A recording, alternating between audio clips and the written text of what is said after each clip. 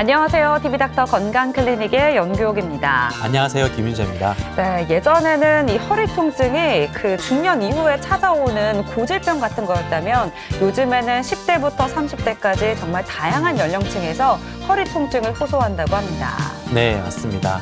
학생들은 학교에서 또 직장인들은 회사에서 장시간 오랫동안 앉아있다 보니 허리 통증이 생길 수밖에 없다고 하네요. 네, 맞습니다.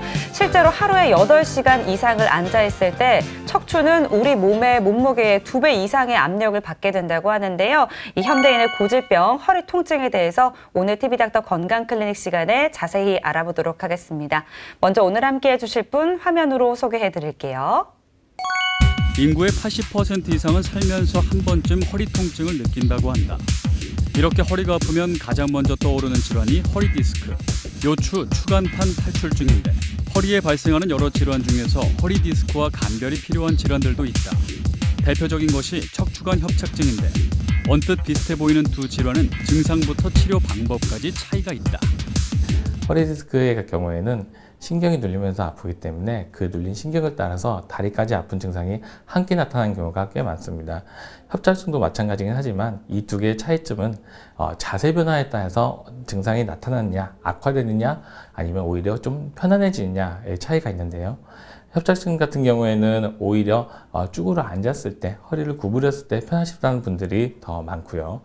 허리 디스크 같은 경우에는 오히려 세수하거나 아니면 무거운 물건을 들기 위해서 허리를 구부렸을 때 통증이 악화되는 것을 호소하는 분들이 더 많습니다.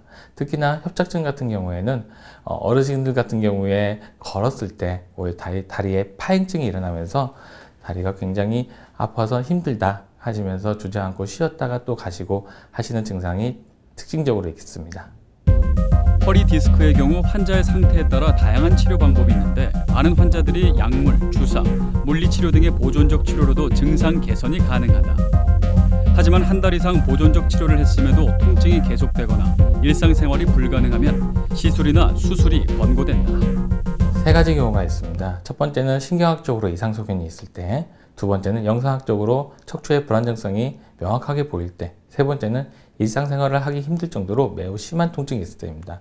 이 중에서도 응급으로 수술이 필요한 경우에는 신경학적 이상 소견이 있을 때인데요. 이때는 우리가 다리에 마비가 생긴다든지 다리뿐만 아니라 팔도 그렇고요. 그 다음에 감각이 이상해서 남의 살처럼 느껴진다든지 아니면 갑자기 대소변 보기가 어려워지는 대소변 장애가 있을 때입니다. 이때는 영구적인 후유증을 남길 수 있기 때문에 바로 꼭 병원에 오시길 바랍니다. 평소 꾸준히 허리 근육을 강화하고 부드럽게 만들어주는 운동을 한다면 충분히 예방할 수 있는 허리 통증. 오늘 TV닥터 건강클리닉에서는 허리 질환에 대해 신경외과 전문의 오연호 과장과 함께 자세히 알아본다. 네, 허리에 이렇게 통증이 느껴진다는 건 올바른 자세를 유지하고 또 스트레칭을 통해서 근육을 좀 풀어주라는 일종의 신호기도 한데요. 사실 이런 걸 좀 잘 알면서도 실천하기가 쉽지 않습니다. 네. 한번 몸에 익은 습관을 고치기란 굉장히 어려운데요. 잘못된 자세를 오랫동안 방치할 경우에는 심각한 통증을 유발할 수 있는 허리 질환을 발생하기도 합니다. 네, 이런 질환들의 예방을 위해서라도 가벼운 통증이 있을 때 빨리 원인을 찾아서 개선을 해야 된다고 하는데요. 오늘 TV닥터 건강클리닉 시간에는 그 방법에 대해서 자세히 알아보도록 하겠습니다. 앞서 화면으로 소개해드렸던 오현호 과장 스튜디오에 함께하고 있습니다. 과장님 어서 오세요. 안녕하세요. 네, 반갑습니다. 자, 우리가 이제 좀 허리가 아프면 가장 먼저 이제 뭐 보통 허리 디스크라는 질환을 떠올리게 되는데요. 허리 통증이 있으면 우리가 흔히들 얘기하는 허리 디스크, 그러니까 요추 추간판 탈출증이 있다고 봐도 되는 걸까요? 그렇지는 않습니다. 허리가 아프다고 해서 모든 원인이 허리 디스크라고 할 수는 없습니다. 어떠한 것들이 허리 통증을 일으키는지 알기 위해서는 허리가 어떻게 생겼는지를 알면 도움이 됩니다. 우선 사진을 보시면서 허리가 어떻게 생겼는지에 대해서 설명드리도록 하겠습니다. 화면에 보이는 사진이 허리 MRI 사진입니다. 우리 뼈는 네모나게 척추뼈와 이 뼈와 뼈 사이에 있는 추간판, 그리고 위에서부터 내려오는 신경, 그리고 뒤쪽에 있는 인대와 관절로 이루어져 있습니다. 따라서 허리가 아프다는 것은 이러한 허리를 이루고 있는 것들의 기능 이상이나 상호작용이 어려워져 발생하는 몸의 이상 신호를 말하는 겁니다. 이러한 허리 구조물들의 이상 신호가 지속되면 허리 질환이 되는데 허리에 생기는 모든 병은 다음 9가지에 속한다고 보시면 되겠습니다. 요추간판 탈출줄, 뼈가 앞으로 나가 있는 척추 전방 전이증, 많은 분들이 아시는 척추관 협착증, 선천적으로 발생하거나 또는 일부 후천적으로 발생하는 척추가 분리된 척추분리증, 척추의 종양, 척추의 감염, 주로 외상에 의해 생기는 척추 손상, 척추 혈관 질환, 골다공증으로 나눌 수 있습니다. 따라서 허리가 아프다고 해서 다 허리 디스크는 아니고 허리 디스크는 허리를 아프게 하는 병의 한 가지 종류라고 할 수 있겠습니다. 네. 네. 우리가 이제 보통 허리 디스크라고 말하는 거를 요추 추간판 탈출증이라고 하는데요. 네. 이 단어가 조금 어렵죠. 어려워요. 아니, 이 추간판이란 걸 정확하게 뭘 얘기하는 걸까요? 추간판이라는 것은 뼈와 뼈 사이에 있는 완충 역할을 해주는 구조물인 디스크를 말합니다. 그래서 많은 사람들이 허리가 아프다고 할 때 디스크 하시는데요. 그림을 보면서 디스크, 즉 추간판이 어떻게 생겼는지 말씀드리겠습니다. 네. 이 그림은 디스크의 구조를 보여주는 그림입니다. 디스크는 안쪽에 파란색으로 표시되고 있는 수액과 이를 둘러싸고 있는 녹색으로 표시되고 있는 섬유륜으로 구성되어 있습니다. 다음 그림은 디스크 외 구조를 보여주는 그림으로 디스크와 뼈 사이에 있는 공간이 있고 이 공간은 머리에서부터 나오는 굵은 신경이 내려가는 길인 척추관입니다. 신경은 약하지만 매우 중요한 구조물이기 때문에 이렇게 360도로 보호를 하고 있으며 이 굵은 신경에서 다리로 신경들이 분지되는데 파란색 화살표가 분지된 신경이 지나가는 길을 보여주는 것으로 이를 신경공이라고 부릅니다. 네. 다음 그림을 보시면 좀 더 이해가 잘 될 것 같습니다. 좀 전에 말씀드렸던 신경이 허리에서 나오는 길을 여기 파란색으로 보이는 부분이 신경공을 통해 나가고 이 공간을 통해 신경이 하지로 내려갑니다. 가끔 병원에서 이렇게 질문하시는 분들이 있습니다. 네. 나는 엉치 쪽이 아픈데 또는 다리가 땡기고 저린데 왜 허리를 검사하느냐라고 합니다. 여기서 보시는 바와 같이 네. 허리에서 신경이 다리로 나가는 길목인 이 신경공에 문제가 생기면 엉치와 다리 쪽으로 증상이 나타나게 됩니다. 녹색의 동그라미로 생기는 후관절, 이곳은 윗뼈와 아랫뼈가 이어주는 이음새라고 보시면 되는데요.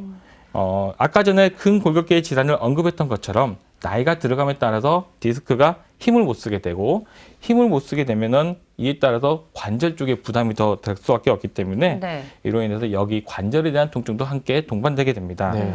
우리가 평소에 손가락으로 딱딱 소리를 내시는 분들이 많이 있는데요. 네.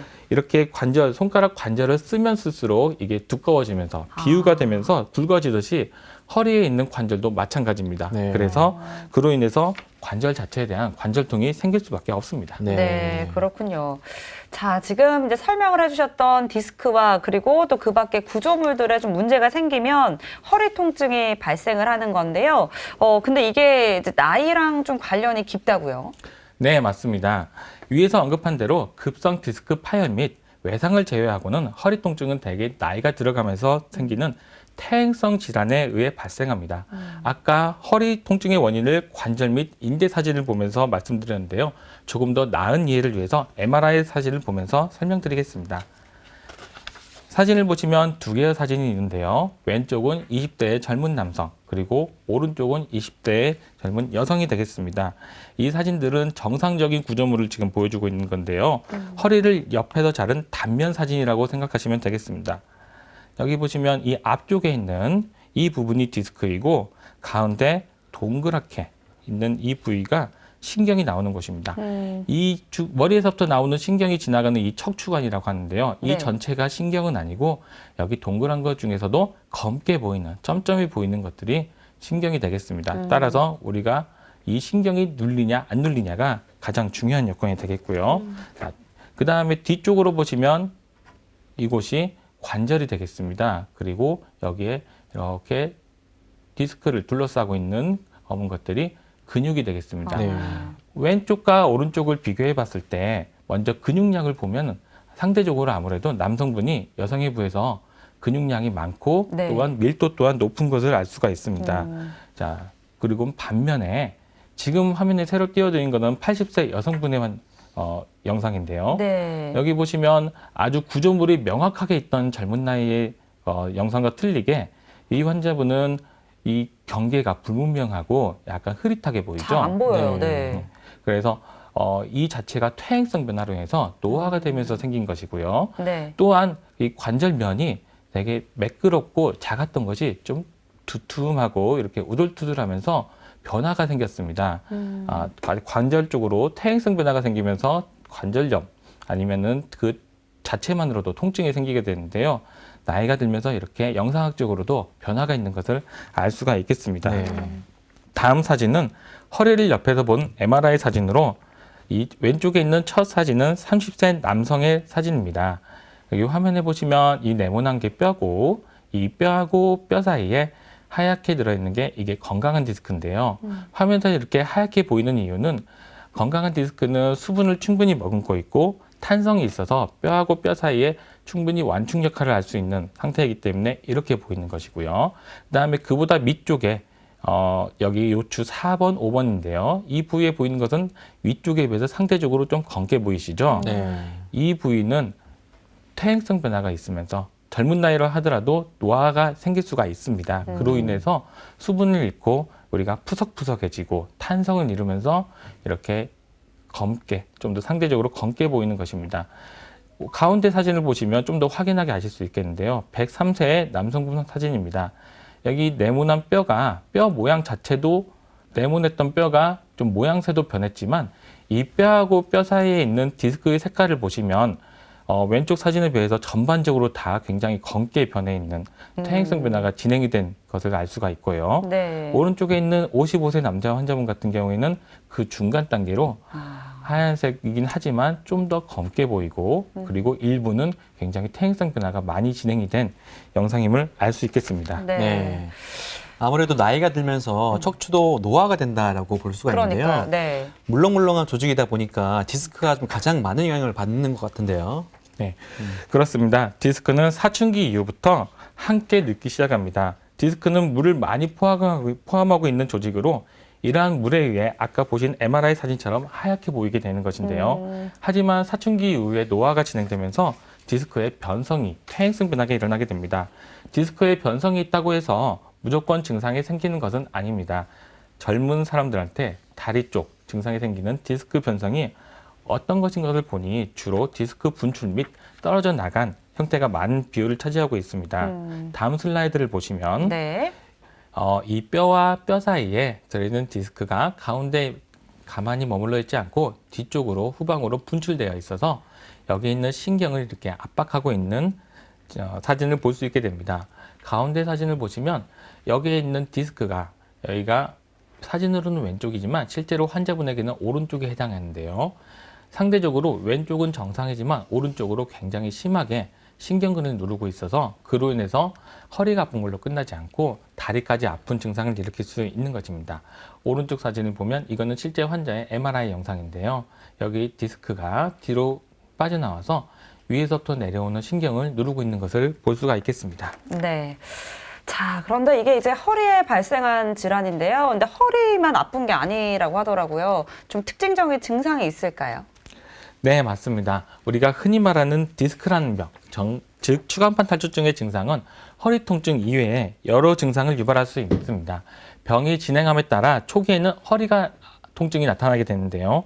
이 이후에 다리가 저린 하지 방사통이 나타나게 되고 병이 더 진행을 하게 되면은 다리 감각을 잘 못 느끼게 되고 잘 걷지 못하는 운동마비까지 진행을 하게 됩니다. 아주 심한 경우에는 대소변 장애까지도 올 수가 있습니다. 사진을 보시면 심하게 디스크가 터져서 신경을 누르고 있는 MRI 사진입니다. 아까 설명드린 대로 건강한 쪽은 뒤쪽이 매우 매끄럽게 이어져서 정상적인 구조물로 보이는데요. 하지만 이미 퇴행성 변화가 진행된 검게 보이는 이 디스크 중에서도 네. 특히나 약해져 있는 부분이 굉장히 심하게 터져 나오면서 단순히 뒤쪽인 뿐만 아니라 위쪽까지 밀려서 나오는 상태임을 알 수가 있습니다. 위에서부터 이렇게 검게 내려오는 이게 신경인데요. 아무래도 뇌에서부터 내려올수록 좌하지로 모두 분지가 되기 때문에 점점 가늘어지는 모습을 보일 수 있습니다. 그런데 여기서 보면 굉장히 좁아져 있고 신경이 눌리면서 이렇게 휘어있는 양상을 볼 수가 있는데요. 네. 오른쪽 사진을 보시면 실제로 디스크가 오른쪽으로 굉장히 심하게 튀어나오면서 가운데 이쁘게 있어야 될 디스크 신경이 이렇게 왼쪽으로 쏠려 있는 모습을 볼 네. 수가 있습니다. 그리고 이 정도로 영상학적으로 이 정도로 굉장히 심할 때에는 네. 단순히 허리 아프고 다리가 저림 뿐만 아니라 신경이 마비가 되면서 하반신 마비까지, 다리 아이고. 마비까지 올 수 네. 있는 상태이기 때문에 매우 안 좋은 케이스라고 볼 수 있겠습니다. 네. 그렇다면 우리가 보통 허리 디스크라고 부르는 그 요추 추간판 탈출증 이외에도 다른 질환 때문에 극심한 허리 통증을 호소하시는 분들도 계시다고 하는데요. 과장님께서는 그런 환자분들 많이 만나보셨죠? 네, 맞습니다. 많은 분들이 허리 통증하면 디스크병이다라고 생각하시는 분들이 많습니다. 하지만 실제로 허리 통증을 일으키는 병에는 매우 다양한 원인들이 있는데요. 요추간판 탈출증, 척추뼈가 앞으로 나가는 척추 전방 전이증, 중장년 많은 분들이 아시는 척추관 협착증, 선천적으로 발생하거나 또는 일부 후천적으로 발생하는 척추가 분리된 척추분리증, 척추뼈에 종괴가 발생하는 척추종양, 척추뼈에 감염이 발생해서 균이 있는 척추 감염 또는 외상에 의한 척추 손상, 그리고 드물긴 하지만 척추 혈관 질환, 그리고 중년 이후에 많이 발생하는 골다공증 등이 있겠습니다. 네. 특히 우리 할머니 할아버지들 이제 넘어지시면 압박골절로 많이 오시잖아요. 이 압박골절이 골다공증으로 인해서 생긴다고 하죠. 골다공증이 아니더라도 큰 충격을 받으면 골절은 일어날 수밖에 없습니다. 하지만 굳이 교통사고라든지 낙상이라든지 같은 큰 충격이 아니더라도 저희가 살다 보면 자연스럽게 충격이 항상 노출될 수밖에 없는데요. 네. 우리가 걷는다거나 계단을 오른다거나 아니면 침대에 누울 때에도 항상 충격은 있을 수밖에 없습니다. 그래서 물리적인 힘이 들어가기 때문에 그러면서 척추뼈에는 항상 충격이 가게 되는데요. 하지만 골다공증이 없는 분들은 이러한 충격에 큰 문제 없이 이거 충격을 이겨내고 골절이 일어나거나 그러지는 않습니다. 네. 하지만 골다공증이 있는 분들은 뼈가 약해지는 상태이기 때문에 작은 충격에도 일반적인 사람들이 생기지 않는 골절들이 생길 수가 있습니다. 네. 이 사진을 보시면 척추의 몸통은 몸무게를 견디는 굉장히 중요한 역할을 하기에 위아래로 압력을 받으면서 골절이 생길 경우에는 위아래로 뼈가 눌리는 압박골절이 일어나게 됩니다. 이러한 골절을 일으킬 수 있는 원인인 골다공증은 쉽게 말하면 뼈가 약해져서 발생하는 것인데요. 그 원인으로는 폐경 후 에스트로겐 호르몬 감소로 인한 골 흡수의 촉진, 조기 폐경이나 자궁 적출술을 받거나 과도한 음주, 흡연 등으로 매우 다양한 원인이 있습니다. 네, 이렇게 골다공증이 있는 분들은 이제 골절이 발생할 수 있는 가능성이 좀 높기 때문에 예방을 위해서라도 좀 골다공증을 좀 치료를 해야 될 것 같은데요. 네, 맞습니다. 골다공증은 남녀 모두에게 생길 수 있지만 특히나 폐경 이후에 여성분들이 호르몬 변화를 인해서 발생하는 경우가 더 많습니다. 네. 통계적으로 65세 이상 여성 골다공증의 유병률은 22.1%, 반면에 남성분은 2.7%입니다. 그래서 저는 병원에 할머니가 허리가 구부진 상태로 오시는 분들이 정말 안쓰러운데요. 네. 이분들은 허리가 아파도 한 3일 참으니까 괜찮았다. 그리고 자녀분들이 걱정할까 봐 그냥 참았다. 아니면 골다공증 검사 한 번도 안 해봤다. 병원에 온 적이 없어요. 이런 분들이 생각보다 많아요. 네. 그래서 네. 골절이 일어나게 되면 삶의 질이 떨어지고 통증으로 해서 움직임도 제한됨에도 불구하고 이렇게 참는 분들이 많으시기 때문에 만약에 아프시면 꼭 좀 와봤으면 좋겠고요. 네. 특히나 여성분들, 제가 할머니라고 표현을 했는데요. 여성분들의 유병률이 더 높기 때문에 그렇게 표현을 한 것입니다. 그렇기에 특히나 여성분들은 젊은 나이에서부터 신경을 좀 쓰셔야 되는데요. 임산부이시거나 수유기이신 분들, 우유 등의 유제품이나 콩, 두부, 야채, 생선 등의 충분한 섭취와 함께 산보라든지 조깅을 조금씩이라 좋으니까 매일 규칙적으로 해주시기를 권해드립니다. 네. 그리고 나이가 드신 분들은 폐경 3년 이내에 호르몬 치료를 고민할 수 있는데요. 하지만 이러한 치료보다도 제일 좋은 것은 꾸준히 규칙적인 운동을 해서 우리가 뼈 자체를 그리고 근육 자체를 함께 강화해 주는 게 제일 중요합니다. 특히나 단순히 마실 가듯이 천천히 걸으시는 것보다는 네. 약간 경보하다시피 빠르게 걷는 것을 추천드립니다. 네. 예. 왜 그러냐면 근육을 골고루 단련함으로써 추간판 탈출증과 협착증의 호전 및 악화를 막는 데 역할을 하기 때문입니다. 네, 말씀하신 추간판 탈출증, 그러니까 허리 디스크와 우리가 감별이 필요한 질환이 있는데요. 바로 추간공 협착증입니다. 네. 그건 어떤 질환인가요? 우선 협착증이 무엇인지를 알아보겠습니다. 협착이란 말은 좁아졌다는 말인데요. 네. 바로 신경이 지나가는 길이 좁아졌다는 얘기입니다. 협착증은 우리가 나이가 들면 이마에 주름이 생기듯이 네. 누구에게나 나이가 들면 퇴행성 변화로 인해서 생길 수 있습니다. 그림을 보고 설명드리겠습니다.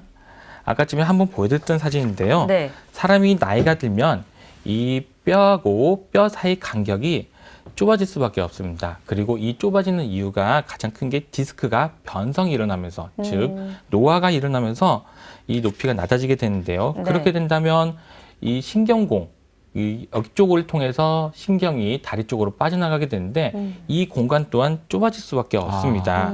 그리고 이쪽으로 변성된 디스크가 단순히 좁아져서뿐만 아니라 약해진 디스크가 뒤로 이렇게 튀어나오면서 네. 더욱더 좁아지게 되는데요. 그로 인해서 신경이 좀 더 눌리면서 통증이 발생할 수 있습니다. 또한 녹색의 동그라미로 표시된 부분은 뒤에 있는 관절이라고 해서 후관절이라고 하는 부분으로 네. 쉽게 말하면 윗뼈와 아랫뼈를 이어주는 이음새라고 생각하시면 되겠습니다. 네. 나이가 들어감에 따라 디스크가 역할을 못하게 되고 힘을 못 쓰게 되는 디스크가 이에 대한 보상으로서 관절이 좀 더 일을 열심히 하기 때문에 네. 그로 인해서 관절에 대한 퇴행성 변화가 더 심해지게 되고 그 자체만으로도 허리의 통증을 유발할 수가 있겠습니다. 네. 또한 이 관절이 두꺼워지면서 디스크와 함께 신경을 앞뒤로 더 누를 수 있는 협착증이 생기기 때문에 네. 이로 인해서 통증이 더 악화될 수 있는 질환입니다. 다음 사진을 보시면 제가 그림으로 보였던 사진이 MRI에서 그대로 나타나 있는데요.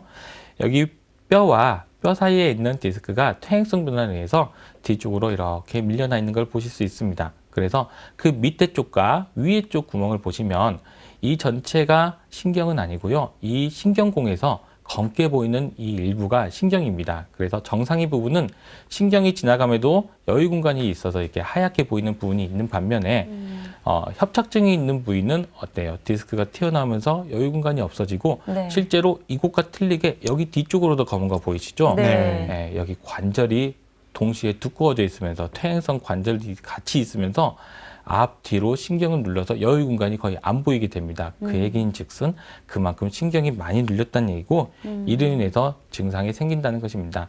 오른쪽 사진을 보시면 우리가 단면으로 봤을 때는 여기에 신경이 지나가는 척추관, 신경 구멍이 있고요. 그리고 이쪽 후궁과 등 쪽으로 우리가 등 쪽을 만졌을 때 튀어나와 있어서 만져지는 곳이 이곳입니다. 네. 그리고 이쪽 신경공으로 신경이 다리 쪽으로 빠져나간 부분이 되겠습니다. 여기서 오른쪽 사진을 한 번 더 보시면 이 사진, 세 번째 사진과 네 번째 사진을 한번 비교해 보세요. 네. 이 세 번째 사진이 정상에 가까운 사진이고 오른쪽이 협착증이 있는 사진인데요. 이 디스크가 있고 이 뒤쪽으로 신경이 지나간다고 했었죠. 네. 그래서 이 정상일 때는 이렇게 동그랗게 이쁘게 보이고 양쪽 구멍을 통해서 신경이 다리 쪽으로 빠져나가게 됩니다. 그 반면에 네 번째 사진에서는 지금 자세히 보시면 여기 검게 튀어나온 디스크와 함께 뒤쪽에 관절과 인대 모두 퇴행성 변화를 해서 두꺼워지면서 굉장히 좁아져 있는 걸 보실 수 있는데요. 이 가운데 척추관뿐만 아니라 이 신경관은 어떠세요? 거의 안 보이죠? 네. 이로 인해서 이 신경이 구멍을 빠져나오면서 목이 쫄리듯이 눌리면서 다리까지 증상을 나타내게 되겠습니다. 아이고, 네. 자, 그리고 또 척추관 협착증이라는 질환도 있습니다. 이제 협착이 좀 좁아졌다라고 아까 설명을 해주셨잖아요. 이건 그럼 어디가 좁아진 건가요? 사진을 보시게 되면 이곳에서 디스크가 튀어나와서 신경을 누르고 있고 동시에 인대도 같이 비유가 되면서 앞뒤로 신경이 좁아지는 걸 보시게 되겠습니다. 그리고 오른쪽에 있는 사진을 단면을 보시게 되면 이쪽과 다르게 여기는 디스크가 튀어나오면서 신경을 좀 더 눌리고 있는 것을 볼 수가 있는데요. 이렇게 다리로 나가는 신경이 좁아지게 되면 오래 걷기 힘들고 쉬었다 가야 합니다. 네. 이는 파행증이라는 증상으로 협착증이 있는 분들에게 나타나는 전형적인 증상입니다. 또한 양하지에 힘이 안 들어가는 느낌이 있다거나 앉아서 구부리면 편하고 오히려 허리를 펴면 통증이 악화되는 증상을 보입니다.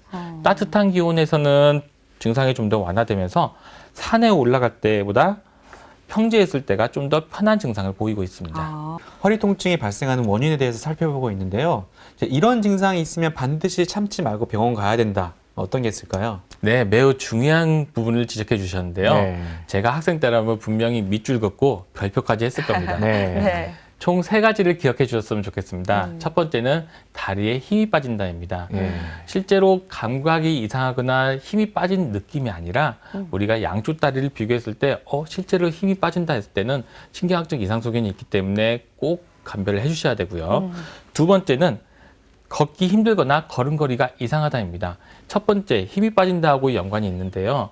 이게 거의 정상에 가깝게 처음에 초기에는 미세하게 증상이 나타나기 때문에 감별이 잘 안 됩니다. 네. 하지만 걸어보면 좀 더 명확하게 보이는데요. 자기는 못 느끼더라 하더라도 주변 사람들이 평소하고 틀리게 걸음걸이가 좀 이상해 라고 얘기를 듣는다면 그때는 꼭 병원에 오셨으면 좋겠습니다. 세 번째는 대소변을 보기 어렵거나 아니면 실수를 하는 경우입니다. 앞서서 제가 변실금, 요실금, 그리고 빈뇨를 말씀드렸는데요. 네.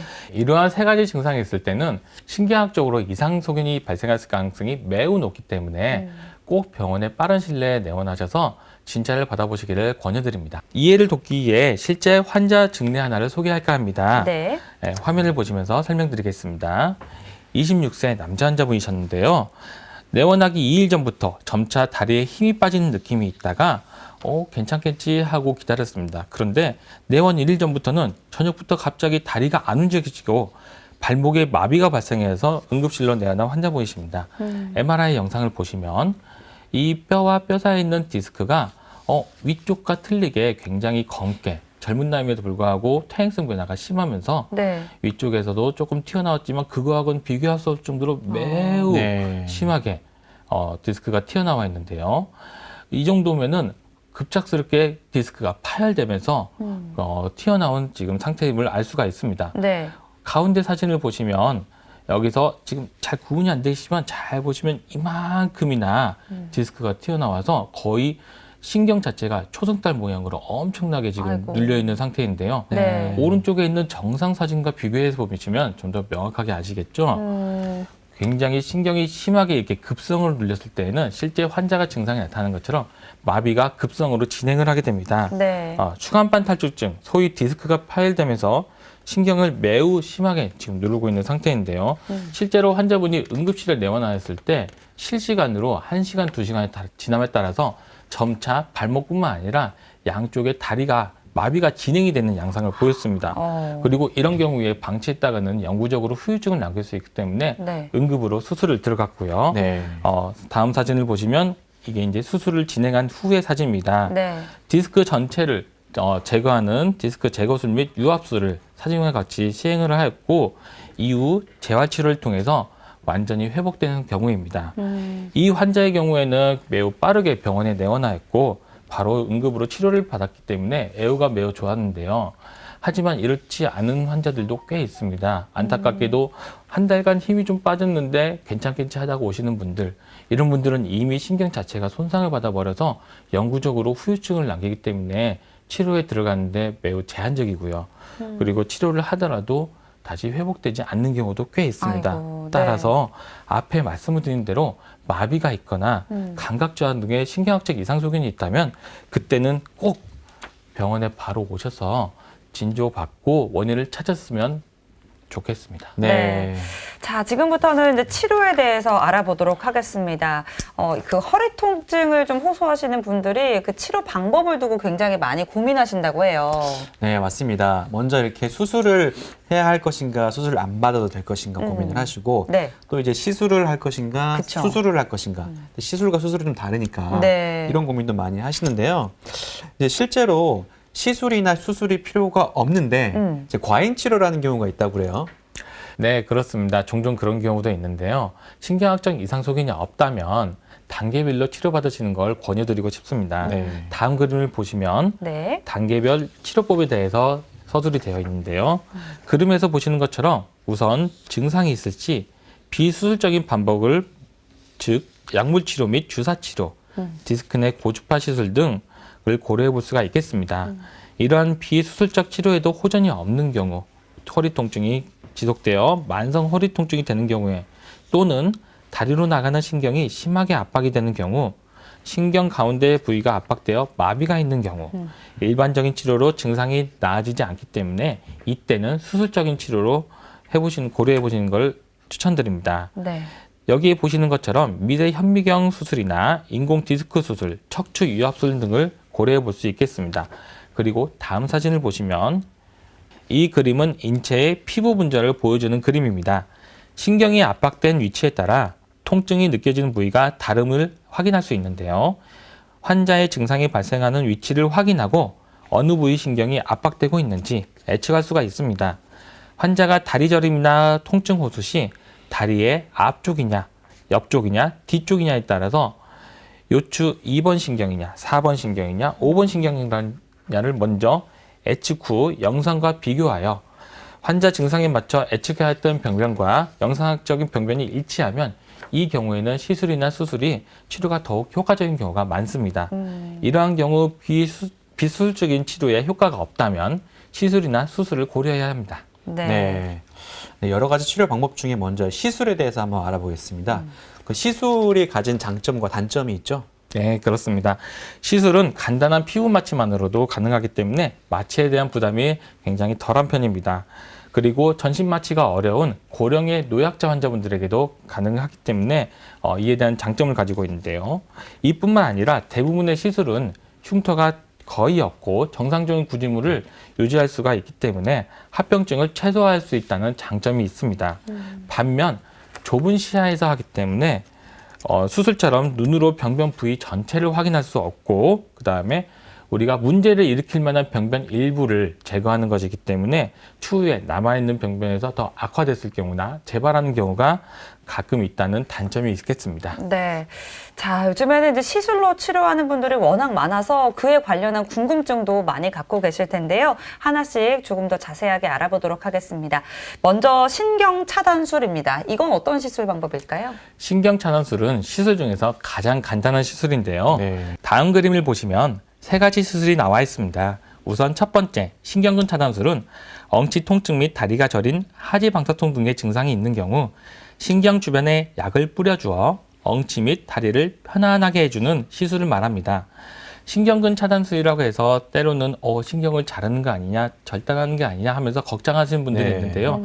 실제로 신경을 절단하는 게 아니라 약을 통해서 신경을 일시적으로 둔하게 만들어줘서 통증을 완화시켜주는 시술이라고 생각하시면 되겠습니다. 네.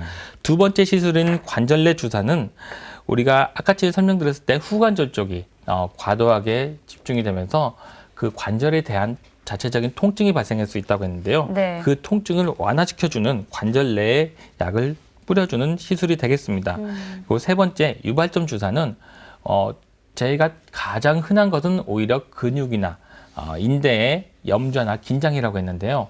그러한 근육들이 과도하게 뭉쳐져서 통증을 유발하게 됐을 때 그때 근육 자체 그리고 인대 자체에 주사를 해서 그 통증을 줄여주고 그 근육의 긴장이나 염좌를 풀어주는 시술이 되겠습니다. 네. 신경 차단술은 말 그대로 정말로 주사 한 방으로 통증을 드라마틱하게 완화시킬 수 있는 가장 간단한 시술이었고요. 네. 그 다음에는 신경 성형수술입니다. 신경 성형수술은 어떤 건가요? 신경 성형술은 디스크 질환 및 협착증에 의한 통증이 발생 시 고려해 볼 수 있습니다.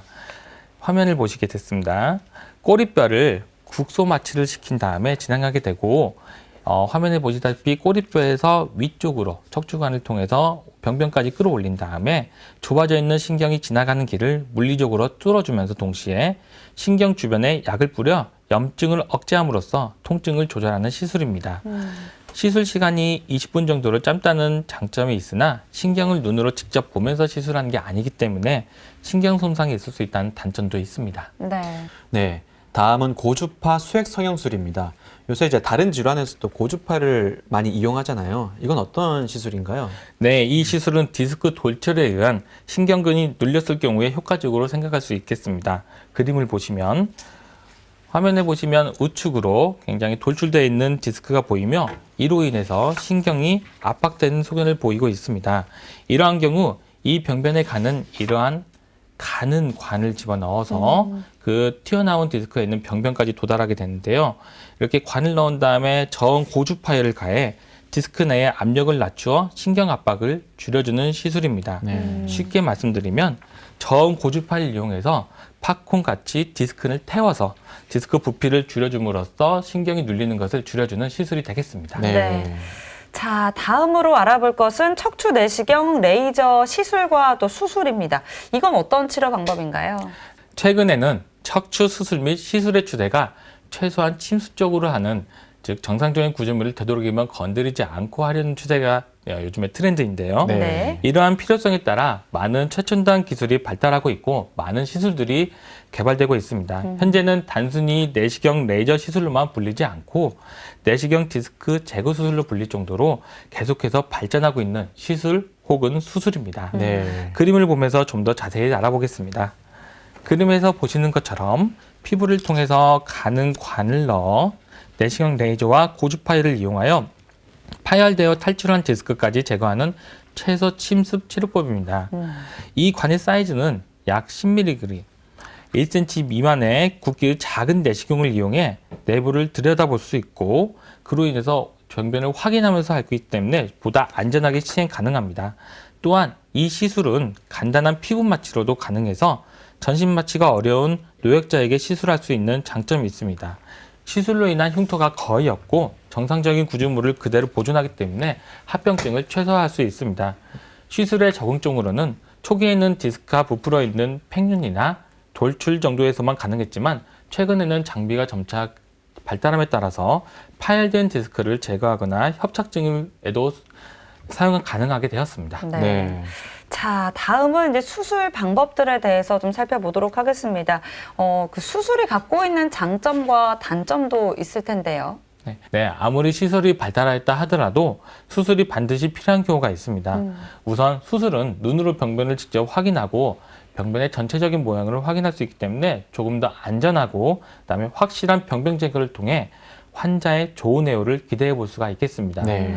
하지만 대부분 전신 마취가 필요하다는 부담이 있고 아무래도 많이 짠 만큼 출혈이 발생할 가능성이 높으며 대량 출혈의 위험성도 있어서 이런 경우에는 수혈이 필요한 경우도 있습니다. 네. 또한 척추체 유압술의 경우에는 인접 부위의 퇴행성 변화가 빨리 온다는 단점이 있으며 상당 기간의 안정 및 회복 기간이 필요할 수 있습니다. 네. 수술에 이제 두 가지 방법이 있다고 하는데요. 먼저 추간판 절제술입니다. 이건 이제 척추로 직접 들어가서 뭐 디스크를 제거하고 절제하고 이런 수술인가요? 예, 직접 째고 들어갈 수 있는 수술 중에서 우리가 많이 하는 그리고 가장 우리 신경외과적으로 필요한 두 가지 수술이 있습니다. 네. 그 중에서 하나가 방금 말씀해 주신 추간판 절제술입니다. 네. 네. 그림을 보시겠습니다. 추간판 전체술을 보여주는 그림인데요. 최근에는 그림에서 보시는 것 같이 최소한의 절개를 시행한 후 공간을 확보하고 미세 현미경으로 보면서 디스크를 제거하거나 신경이 지나가는 길을 넓혀주는 수술입니다. 여기 화면에 보시면 아무래도 시술보다는 좀 더 째긴 하지만 보통 5cm 이내로 매우 작은 피부 절개를 하게 되고요. 이 공간을 뚫고 지나간다는 개념보다는 박리를 해주면서 먼저 적혀주고 시야 네. 확보한 다음에 현미경을 보면서 하는 수술이 되겠습니다. 아무래도 조금 째고 그 다음에 미세하게 현미경을 보면서 제거를 하기 때문에 시술로 접근이 어려운 부위나 완전히 폐활된 환자에 있어서는 이 척추 추간판 절제술을 진행을 하는 것이 더욱 효과적이고요. 네. 왜 그러냐면 시술에 비해서는 그래도 시야가 확보가 되고 병변을 제거하기가 더 용이하기 때문입니다. 그리고 협착증이 심한 경우에도 신경이 지나가는 길을 넓혀주면서 증상 완화를 같이 도모할 수 있는 수술이 되겠습니다. 수술 부위가 상대적으로 작아 전신 마취에 노출되는 시간도 적으며 출혈이 적다는 장점이 있고 이로 인해서 입원 기간도 단축되게 됩니다. 하지만 전체적으로 디스크를 다 제거하는 것이 아닌 튀어나와서 신경을 누르고 있는 병변만을 제거하는 것이기 때문에 남아있는 디스크가 추후에 튀어나오는 재발할 수 있는 가능성이 있다는 단점도 있습니다. 네. 네.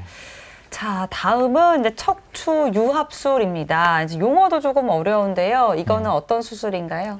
척추 수술 분야는 이 수술 방법이 나오면서 척추 수술의 비약적인 발전을 이루게 되었고 이로 인해서 많은 환자분들이 통증 및 마비에서 해방되게 되었습니다. 이 수술 방법은 말 그대로 척추를 유압시킨다는 개념으로 병변 부위의 관절로서의 기능을 포기하고 유압을 유도한다는 수술입니다.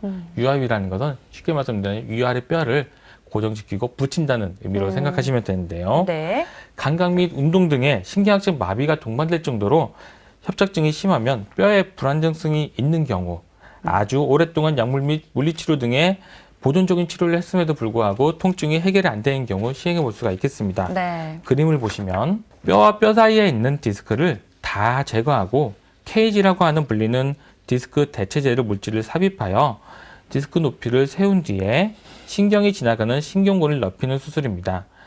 이렇게 정상적으로는 뼈와 뼈 사이에 디스크가 있어야 되지만 유압수를 하는 환자들에게 있어서는 문제를 일으키는 퇴행성 변화가 심한 디스크를 다 제거한 다음에 케이지를 넣은 사진을 보시게 되겠습니다. 네. 또한 이렇게만 했을 경우에는 척추에 불안정성이 생길 수가 있기 때문에 위아래 뼈에 스크류를 넣어서 고정시키는 수술도 같이 동시에 하게 됩니다. 이렇게 뒤로 철심을 넣어 고정시켜서 안정성을 꾀하는 수술의 방법이 되겠습니다. 네. 다음 사진은 실제 유압수를 시행한 환자 사진입니다. 각각의 디스크가 있는 부위에 정상적으로 엑스레이에서는 뼈와 뼈 사이에 있는 디스크가 보이지 않는데요. 여기 보면 하얗게 보이시는 거 있으시죠? 네. 이게 바로 케이지입니다. 해서 위아래 뼈 사이에 인공 대체제인 케이지를 넣고 그 다음에 위아래 뼈에 철심을 박아서 고정시키는 수술이 되겠습니다. 이러한 수술의 가장 큰 장점은 디스크를 다 제거하고 확실하게 신경 감압을 하기 때문에 동일 부위에 개발이 거의 없는 수술 방법입니다. 하지만 관절로서의 기능을 포기함으로써 인해 인전마디에 퇴행성 변화를 유발할 수 있어서 처음 수술했을 때 수술한 부위는 괜찮지만 나이 들어서 다른 부위에 통증이 유발될 수 있다는 단점이 있습니다. 네. 네. 이렇게 수술한 이후에 환자분들이 건강을 회복하기 위해서는 어떤 특별한 관리법이 있을 것 같습니다. 네, 맞습니다. 제가 항상 강조하고 싶은 부분인데요. 네. 혈압이나 당뇨는 많은 분들이 평생 관리해야 될 질환으로 알고 계십니다. 하지만 허리에 대해서는 무심한 경우가 생각보다 많습니다.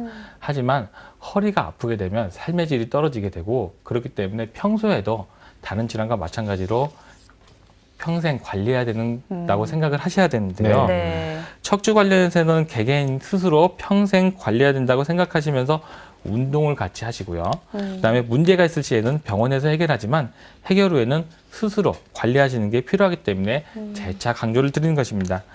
우선 통증이 없다고 해서 다 나은 것이 아니므로 수술 후 약 1에서 3개월가량은 가급적이면 안정을 취하시는 게 좋습니다. 이 이유로 단계적인 운동 및 활동 조절을 하시는 것이 도움이 되겠습니다. 또한 많은 분들이 보조기 착용 기간에 대해서 궁금해 하십니다. 우리가 근육이 회복되는 시간은 1에서 2개월 걸리고요.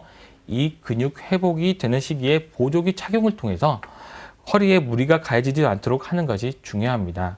보통 디스크 수술만 하는 경우에는 1개월간만 착용하고 끝나지만 유압수를 시행한 경우에는 약 2, 3개월을 착용하시고 광범위하게 골 절제가 일어났을 경우에는 3개월 이상 착용을 권장드리고 있습니다. 네. 자, 그런데 이제 평소에 이제 이런 질환이 생기기 전에 예방하는 방법도 중요할 것 같고요. 우리가 이렇게 생활할 때 건강한 허리를 좀 유지하기 위한 이런 생활 습관들도 필요할 것 같습니다. 네, 맞습니다. 사진을 보면서 한번 말씀을 드리겠습니다. 네. 자세의 기본은 쉽게 말씀드리면 요추 전만을 유지하는 것이 중요합니다. 네. 전만이라는 것은 허리를 핀 상태에서 손으로 만져보면 알 수 있듯이 앞쪽으로 활처럼 휘어진 상태를 이야기합니다. 서 있을 때도 허리를 펴고 서 있는 것이 중요하고 장기간 서 있는 경우 발을 받침대에 올리고 있어 척추 부담감을 줄여주는 것이 필요합니다.